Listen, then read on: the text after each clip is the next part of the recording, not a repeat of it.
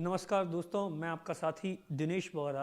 जिस तरीके से ललित सोनी के इलाज के लिए उन्हें दिल्ली एम्स ले जाया गया है, उसके बाद से ही लगातार पिछले 24 घंटे से बाबू जाखड़ जो कि युवा क्रिकेटर थे, उन्हें उसके बाद में बीमारी हो गई थी जिसके चलते वो घर पर है। तो उसको लेकर भी सोशल मीडिया पर काफ़ी लोगों के ये मैसेज आए कि आपको उनकी स्टोरी करनी चाहिए। तो हम उनके घर पहुँचे और किस तरीके से क्रिकेट को लेकर उनका जुनून था ये जानेंगे, और अब उनकी क्या हालत है और किस तरीके की बीमारी से वो ग्रसित है और किस तरीके से वो आगे अपना इलाज करवाना चाहते हैं। सबसे पहले तो बाबू भाई, जब ललित के बारे में आपको पता चला तो क्या उम्मीद और थोड़ी सी ज़्यादा जगी? जी, वो ललित के पिताजी मुझे मिले थे। उनसे बात होने के बाद मेरी उम्मीद जागी कि मतलब उन्होंने कहा था कि इसका ट्रीटमेंट हो सकता है, इंडिया से बाहर है और अगर सरकार हेल्प करे तो आप करवा सकते हो। तो उसके बाद मैंने अपने सभी दोस्तों को कहा कि थोड़ी इसके बारे में मुहिम चलाओ सोशल मीडिया से, और पत्रकार बंधुओं से भी बोलो कि इसके बारे में आगे कुछ करें। अच्छा बाबू, किस तरीके से आप क्रिकेट खेलते थे और इस बीमारी के बारे में आपको पहली बार कब पता चला, और उससे पहले किस तरीके की आपकी लाइफ थी? पहले मैं बाड़मेर से अंडर 17, अंडर 19 और कॉलविंसिल टूर्नामेंट खेल चुका था। और लास्ट बार मैं जयपुर में कॉलविंसिल टूर्नामेंट खेल के जब घर पे आया, उसके बाद मुझे ये दिक्कत धीरे धीरे होने लगी।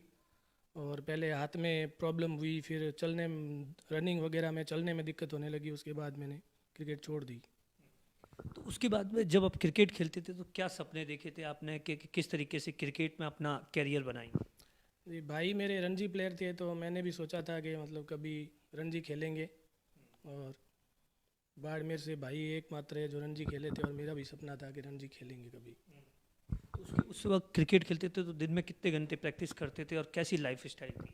हम सुबह 4 बजे उठ के घर से निकलते थे, और ग्राउंड में वहाँ जाके रोलिंग वगैरह करना सारा काम हमारा ही होता था। फिर उसके बाद हम खेलते थे, पूरा ग्राउंड को तैयार करके, विकेट तैयार करके, और दिन भर मेहनत करते थे। 20 किलोमीटर तो समझ लो रनिंग कुछ थी ही नहीं, लेकिन आज थोड़ा चलने को भी बिल्कुल। अच्छा बाबू, जब पहली बार पता चला तो उस वक्त क्या हुआ था? उसके बाद में किस तरीके से इस बीमारी ने आपको जकड़ा और इस बीमारी के लिए आपके परिवार ने कहाँ कहाँ इलाज के लिए ठोकरें खाई? पहली बार मुझे पता चला तो मुझे लगा ऐसे ही कोई वीकनेस वगैरह हुई है, कहीं दिखाएंगे। फिर यूँ करते करते 2 साल निकल गए तो तकलीफ़ ज़्यादा होने लगी। फिर घर पे बात की तो मैं, भाई, बड़े भाई भविंदर और हम गए अहमदाबाद। वहाँ स्टर्लिंग हॉस्पिटल में दिखाया। डॉक्टर ने कहा कि मेरे कोर्स से बाहर है, आप न्यूरो फिजिशियन को दिखाओ। फिर न्यूरो फिजिशियन को दिखाया, उन्होंने टेस्ट लिखे। टेस्ट लिखने के बाद, रिपोर्ट आने के बाद उन्होंने कहा कि मस्कुलर डिस्ट्रॉफी बीमारी है और इसका ट्रीटमेंट कहीं पे है नहीं, इंडिया में क्या कहीं पे भी पॉसिबल नहीं है, और इस पर रिसर्च चल रहा है। फिर 2 साल फिर गैप आ गया। फिर मैंने रिपोर्टें भेजी दिल्ली एम्स। उसके बाद एक बार जोधपुर एम्स भी दिखा के आया। फिर उन्होंने भी कहा मस्कुलर डिस्ट्रॉफी, इसका कोई ट्रीटमेंट है नहीं। फिर तो और कोई भी है आपके परिवार में जो इस बीमारी से ग्रसित है, या क्या बताया डॉक्टरों ने कैसे होती है, किस तरीके से होती है? ये जेनेटिक प्रॉब्लम होती है। मेरे छोटी सिस्टर को हो रखी है पहले, उसको मेरे से 3-4 साल पहले हुई थी। उसको भी धीरे धीरे दिक्कत हुई, दिक्कत बढ़ती गई। तब मेरे को कुछ हुआ था नहीं, तो तब नहीं लगा था कि ये जेनेटिक प्रॉब्लम है। जब उसके बाद मुझे होने लगी ना, तब डॉक्टर को दिखाया, तब डॉक्टर ने कहा कि ये जेनेटिक प्रॉब्लम है, और 75% मदर की फैमिली से आती है, और 25% हो सकता है फादर की फैमिली से आई हो। जेनेटिक दिक्कत है। तो अभी क्या स्थिति है, किस तरीके से दिक्कतें हो रही है, किस तरीके से जाना आना या निकलना, या किस तरीके से? अभी तो मैं प्रॉपर पूरा दोस्तों के ऊपर ही डिपेंड हूँ। कहीं बाहर जाता हूँ तो फ्रेंड हाथ का सहारा लेके पकड़ के गाड़ी में बिठाते हैं। कहीं पे भी जाते हैं, चलने फिरने में बहुत दिक्कत होती है, वेट उठाने में दिक्कत होती है, पानी की गिलास भी मैं उठा नहीं सकता। और मेरी सिस्टर को तो इससे भी ज़्यादा प्रॉब्लम है, वो अभी बिल्कुल बेड रेस्ट पे है और चल भी नहीं सकती। अच्छा एक चीज़ बताइए कि जब आप एक ग्रुप के अंदर भी जुड़े हुए हैं जिसके अंदर इस तरीके के लोग हैं, तो खाने पीने के साथ में अब क्या उम्मीद जगी है, और जो एक रिपोर्ट्स आप करवाने जा रहे हैं उसके बाद में आप क्या चाहेंगे कि अगर जो जिस तरीके से अगर जो इलाज संभव हो तो सरकार किस तरीके से आगे आए, लोग किस तरीके से आगे आए? ग्रुप का पहले मुझे इतना पता नहीं था। ललित के पिताजी मेरे से मिले थे, उसके बाद ही मैं इस बीमारी से जो जूझ रहे लोग उनके ग्रुप से जुड़ा हूँ। उसके बाद ही मुझे पता चला कि ऐसे लोगों का ग्रुप बना हुआ है, वहाँ पे डाइट चार्ट वगैरह है। वैसे डाइट चार्ट तो पहले भी डॉक्टर ने बताया था, आपको ये बीमारी है, आपको कैल्शियम विटामिन ज़्यादा चाहिए और वो करो। और बाकी ललित के पिताजी से मिलने के बाद मुझे पता चला कि इसके बहुत ज़्यादा रोगी हैं और उनका एक ग्रुप बना हुआ है और इसका एक टेस्ट है जो बेंगलोर में होता है। बाकी मैंने बहुत सारे टेस्ट करवाए लेकिन इसकी टाइप नहीं पता चली।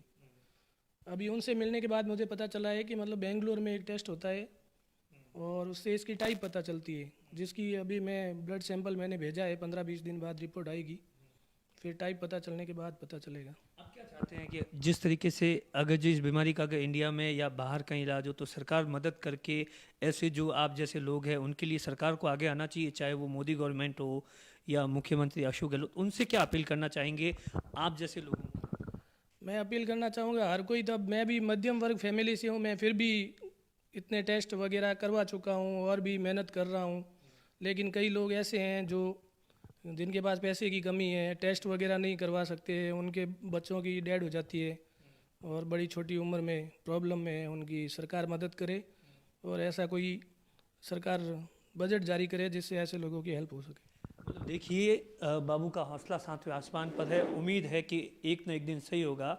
जो बाबू के भाई है भूपेंद्र जाखड़, जो कि बाड़मेर क्रिकेट का नाम है राजस्थान में, भूपेंद्र जी इलाज के लिए कहाँ कहाँ भटके और कब पता चला था और उसके बाद में किस तरीके से अब क्या उम्मीद जगी है? जैसे ललित को ले गए हैं, क्या उम्मीद है, क्या रिपोर्ट्स? शुरुआत काफ़ी टाइम पहले जब पता चला इस बीमारी का, क्योंकि शुरू से ही हम लोग दोनों साथ में खेलते थे और हमारी क्रिकेट की शुरुआत दोनों के साथ में हुई थी और दोनों एक साथ ही ग्राउंड में खेलना करना, सब तरह के टूर्नामेंट्स वगैरह कंपटीशन। जब काफ़ी साल 5 साल पहले जब ये मुझे पता चला कि भाई इनको ये कोई प्रॉब्लम है, वीकनेस की, हाथ और पाँव में स्ट्रांगनेस नहीं रही है, कोई चीज़ को पकड़ नहीं पा रहे हैं और बैट भी कई बार खेलते खेलते छूट जाता था, तो हम लोग यूँ देख रहे ठीक है कि कई बार हो जाता है सडनली, लेकिन फिर जब पता चला कि भाई कोई बीमारी की वजह से ही हो रहा है, फिर मैं पहली बार हम लोग दोनों अहमदाबाद गए, वहाँ जो इंडिया का जो बेस्ट डॉक्टर है उनके पास हम लोग गए, तो वो अमेरिका से ही करके आए थे अपनी MBBS और इसी न्यूरो सर्जन थे, तो उनसे ही हमने जब विचार विमर्श किया, उन्होंने हमें कई तरह के केस बताए कि मैंने इनको सही किया, ये है ये, लेकिन इनका प्रॉब्लम दूसरी है जिसकी कोई ना तो मेडिसिन है ना कोई इलाज है। और खूब सारे टेस्ट करवाने के बाद वापस हम घर आ गए, फिर हमने प्रयास किए, उन्होंने हमें ये सलाह दी थी कि भाई आप फिजियोथेरेपी करें, एक्सरसाइज करें, साइकिल चलाएं, पैदल घूमें, ये वो एक्सरसाइज, बाकी कोई इलाज नहीं। फिर भी हमने हमारे स्तर पर प्रयास किए, कोई भी है, कैसा भी व्यक्ति है, वो माँ बाप है या भाई बहन है, वो छोड़ नहीं सकते अपने रिश्तेदारों को, वो अपने पूरे प्रयास करते। तो हमने भी खूब प्रयास किए, जब सब तरह से हार गए, हमने सारे हॉस्पिटल, हर तरह की मेडिसिन लेके देख ली, सब लोगों के पास जाके, जहाँ जिसने एड्रेस दिया हम वहाँ गए, जब सब ने मना कर दिया कि भाई इसका कोई इलाज नहीं है, फिर हम लोगों ने भी फिर हार तो नहीं मानी, लेकिन अब कोई इलाज नहीं है तो फिर अपने स्तर पर जीना शुरू कर दिया और इनको भी अपने हाल पे छोड़ दिया, ये भी अपने प्रयास कर रहे हैं।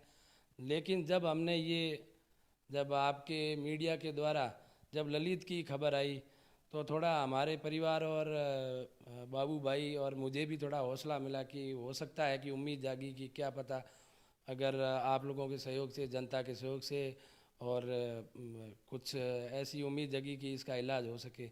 लेकिन क्या है कि बीमारी ऐसी है कि इसका इलाज जब इंडिया में नहीं है तो हम सोच सकते हैं कि इसका इलाज बहुत महंगा है, हर आदमी उसको एफर्ड नहीं कर सकता। तो हम यही प्रयास करेंगे, जो इनके जैसे हैं, मेरे भाई और बहन जैसे और भी कई लोग हैं, तो सरकार से मुहिम करूंगा कि वो लोग आगे आएँ, इन लोगों की मदद करें।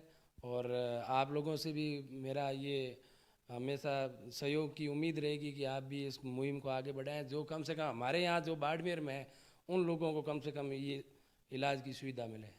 आप देखिए कि किस तरीके से ये परिवार चाहता है, ऐसा नहीं है कि ये दोनों भाई बहन, बल्कि बाकी लोगों के लिए भी सरकार को इलाज के लिए आगे आना चाहिए ताकि इन लोगों की ज़िंदगी है वो बच सके और इन जैसे बाकी भाइयों की ज़िंदगी को आगे सहारा मिल सके। अब देखने वाली बात होगी कि सरकार इन सब बातों को लेकर कब जागती है।